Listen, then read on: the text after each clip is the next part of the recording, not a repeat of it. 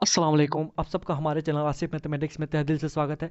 चलिए आज हम लोग देखते हैं NCERT class 10 exercise 13.1 question number 8। ये क्या कह रहा है कि ऊंचाई 2.4 सेंटीमीटर और व्यास 1.4 सेंटीमीटर वाले एक ठोस बेलन में से इसी ऊंचाई और इसी व्यास वाला एक शंक्वाकार खोल काट लिया जाता है। शेष बचे ठोस का निकटतम वर्ग सेंटीमीटर तक पृष्ठीय क्षेत्रफल ज्ञात करें।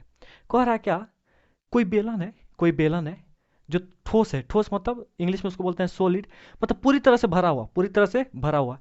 अब मान चलिए लकड़ी का ही है। अब लकड़ी तो अंदर से खाली होगा नहीं, ठीक है। पूरी तरह से इस ये बेलन लकड़ी का है। अब इसमें से जो हाइट बेलन का है, जो हाइट बेलन का है और जो व्यास, व्यास इसको बोलते हैं, ठीक है। व्यास मतलब यहां से यहां तक को बोलते हैं।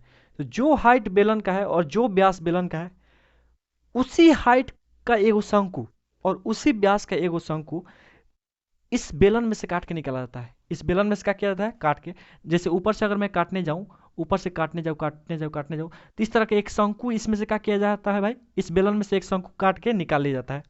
तो जैसा कि मेरे पास ये एक फिगर है, फिगर ये सॉलिड फिगर है। तो शुरू में ये बेलन था, मान के चलिए लकड़ी का, ठीक है। लकड़ी का बेलन था और ऊपर से मैं इसमें से काट काट के इसी हाइट का, जो हाइट बेलन का है उसी हाइट का एक शंकु काट के निकाल दिया हूं। और शंकु का व्यास भी वही है जो बेलन का व्यास है। बेलन का व्यास ये है तो शंकु का व्यास भी वही है, जैसा कि आपको दिख रहा है। देख रहे हैं अंदर में इमेजिन, देखिए ये चैप्टर जो है टोटल इमेजिनेशन पे है। आप कितना अच्छा इमेजिन कर पा रहे हैं उतना अच्छा आपसे सवाल बनेगा, ठीक है। तो कोई लकड़ी का बेलन था, उसमें से ऊपर से मैं काट काट के एक शंकु बना दिया हूँ। शंकु की भी ऊंचाई वही है जो बेलन की ऊंचाई है, जैसा कि आप देख रहे होंगे। अंदर में जो शंकु दिख रहा है आपको, वो कहाँ पे टच कर रहा है, जाके एकदम नीचे में टच कर रहा है। बेलन का ये वाला वृत्त है, शंकु का भी वृत्त वही दिख रहा है। तो कह रहा था क्या कि जो ऊंचाई बेलन का है, तो बेलन का ऊंचाई 2.4 सेंटीमीटर है, तो शंकु की भी ऊंचाई 2.4 सेंटीमीटर। बेलन का अगर व्यास 1.4 सेंटीमीटर है, व्यास को डी बोलते हैं, तो शंकु का भी व्यास डी जो है 1.4 सेंटीमीटर ही है, ठीक है। हमसे कह रहा है क्या कि शेष बचे ठोस का निकटतम वर्ग सेंटीमीटर तक पृष्ठीय क्षेत्रफल ज्ञात कीजिए। इस ठोस में से मैंने एक शंकु काट के निकाल दिया है। तो अब जो ये पार्ट बचा है इसका मुझे क्षेत्रफल निकालना है, पृष्ठीय क्षेत्रफल। देखिए जब भी किसी चीज का क्षेत्रफल निकालना होता है ना, तो हमें उस चीज का जो पार्ट दिखता है उसका क्षेत्रफल निकाल दीजिए। तो ये एक पहले सॉलिड चीज था, इसमें से काट काट के मैंने एक शंकु निकाल दिया है।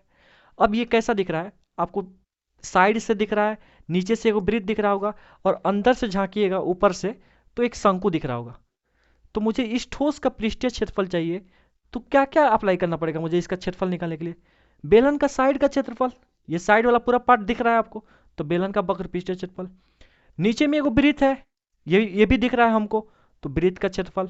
और अंदर ऐसे झांकिएगा तो एक शंकु दिख रहा है, तो शंकु का कौन सा पार्ट दिख रहा है, शंकु का साइड का पार्ट दिख रहा है, तो शंकु का वक्र पृष्ठीय क्षेत्रफल। तो इस ठोस का क्षेत्रफल निकालने के लिए हमें क्या क्या अप्लाई करना पड़ेगा भाई, बेलन का वक्र पृष्ठीय क्षेत्रफल। और बेलन का वक्र पृष्ठीय क्षेत्रफल क्या होता है, 2πr/h, ठीक है। प्लस नीचे में एगो वृत्त है, तो वृत्त की त्रिज्या क्या होती है, πr²। अब प्लस ऊपर से झांक रहे हैं तो मुझे तो एक शंकु दिख रहा है, मुझे क्या दिख रहा है, शंकु दिख रहा है। तो शंकु का वक्र पृष्ठीय क्षेत्रफल क्या होता है, πr/l। तो कुल मिला के हमें ये फॉर्मूला चाहिए, ठीक है।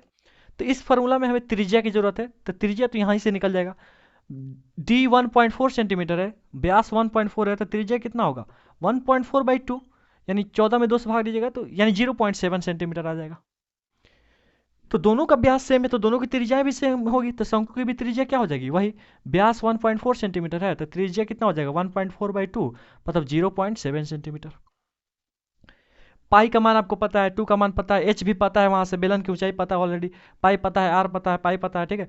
आर पता है, एल नहीं पता है। एल किसको बोलते हैं हम लोग, शंकु की त्रिज्या को चाहिए। ये जो यहां से यहां तक ये ऊंचाई है शंकु की, ये तिरछी ऊंचाई, इसी को हम लोग बोलते हैं शंकु की तिर्यक ऊंचाई। तो एल का फॉर्मूला हमें पता है भाई, एल बराबर होता क्या है, √h² प्लस r²। चलिए शंकु की भी ऊंचाई वही है जो बेलन की ऊंचाई है, तो h कितना है 2.4। देख नहीं रहे भाई, शंकु यहां से यहां तक है, जितना हाइट बेलन का है उतना ही हाइट शंकु का भी है। आप यहां से भी देख सकते हैं, जितना हाइट बेलन का है वही हाइट अंदर अंदर देखिए तो, अंदर में देखिए तो वही हाइट शंकु का भी नहीं है। और जो जो व्यास बेलन का है वही व्यास तो इस शंकु का भी है। तो इस तरह काटा गया है, बड़ा अच्छे से काटा गया, ठीक है। मैंने आपको समझाने के लिए थोड़ा सा इमेजिन करने के लिए ये ले लिया है मैंने। एच का स्क्वायर, एच कितना है हमारे पास 2.4, तो इसका स्क्वायर करना है। आर का स्क्वायर, आर कितना है 0.7, तो इसका स्क्वायर करना है। चलिए इसको कैलकुलेट करते हैं हम लोग, ठीक है। थोड़ा आगे बढ़ जाता हूँ मैं, उधर बढ़ जाऊँ, चलो जी। तो 24 का स्क्वायर होता है, ये मान के लिए 24 है, तो 24 का स्क्वायर होता है 576, 576। तो 2.4 में 2.4 से गुना करेंगे तो 2 अंक पे दशमलव बैठेगा, यानी 5.76 आ जाएगा।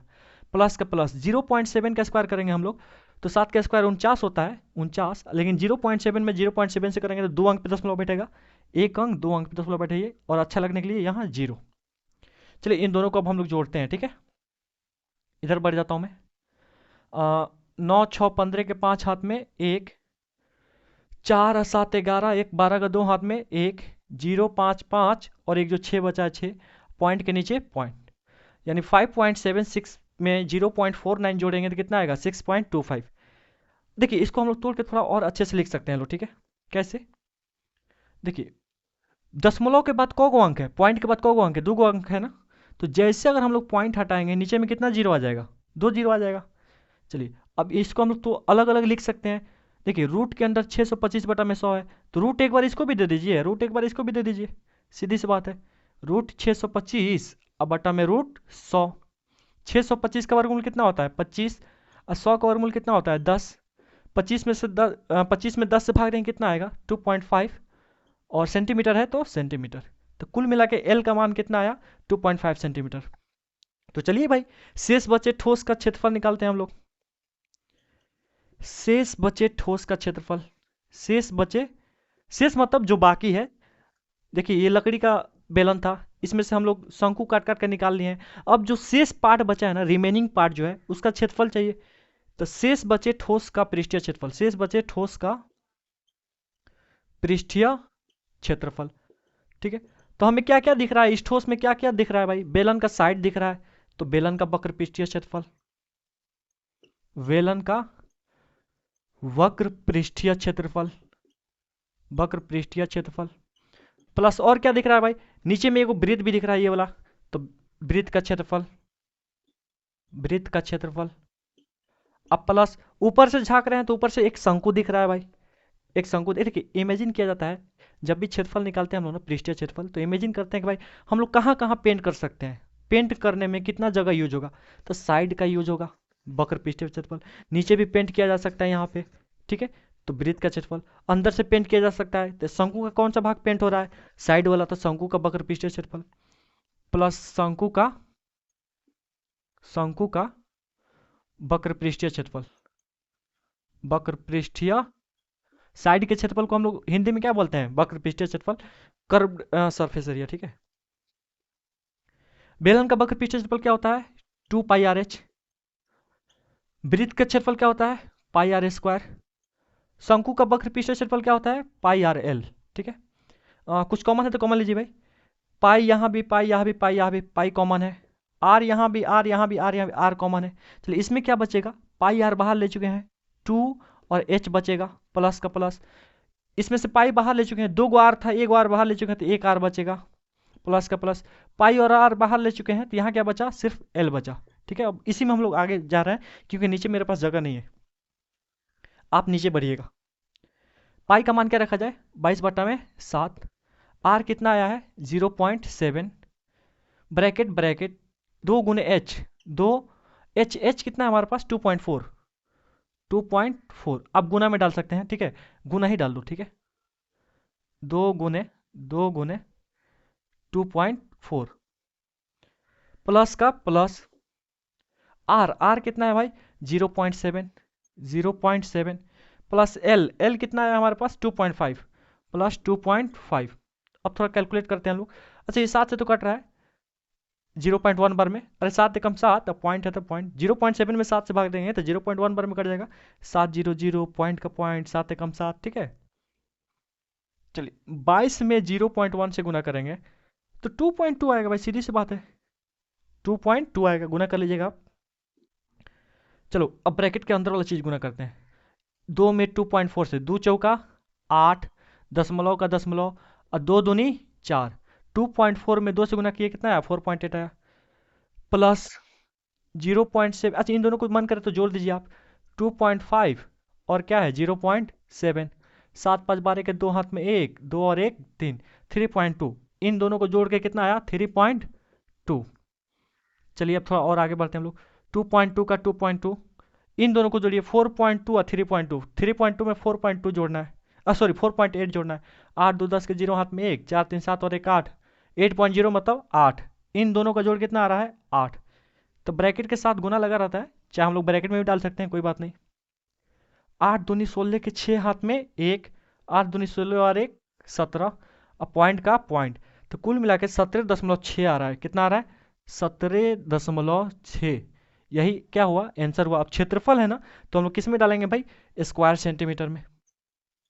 17.6 स्क्वायर सेंटीमीटर, जो ठोस बचा है शेष पार्ट रिमेनिंग पार्ट, उसका क्षेत्रफल कितना है 17.6। अब सवाल में कह रहा था क्या, हमें क्षेत्रफल निकालना था नियरेस्ट, क्या निकालना था नियरेस्ट वर्ग सेंटीमीटर, नियरेस्ट स्क्वायर सेंटीमीटर में। तो 17.6 ज़्यादा किसके करीब है, 17 के कि 18 के, 18 के करीब है। तो नियरेस्ट में ये आ गया लगभग में कितना 18 स्क्वायर सेंटीमीटर आंसर। ठीक है, उम्मीद करता हूँ कि मैंने आपको समझा पाया, वीडियो थोड़ा लंबा हुआ है लेकिन कोई बात नहीं, मैंने डिटेल्स में समझाया है। ठीक है, उम्मीद करता हूँ कि आपको समझ पाए होंगे। तो अगर समझ में आया तो वीडियो को लाइक करें, कमेंट करके ज़रूर बताएं, और हमारे चैनल को सब्सक्राइब करें। इस वीडियो को अपने दोस्तों में जो क्लास 10th में है उन्हें शेयर करें, इससे हमें मोटिवेशन मिलती है। ठीक है, आपका कमेंट देख के, आपका लाइक्स वगैरह देख के। तो आज यहीं तक, मिलते हैं फिर नेक्स्ट क्लास में, तब तक के लिए अल्लाह हाफिज़।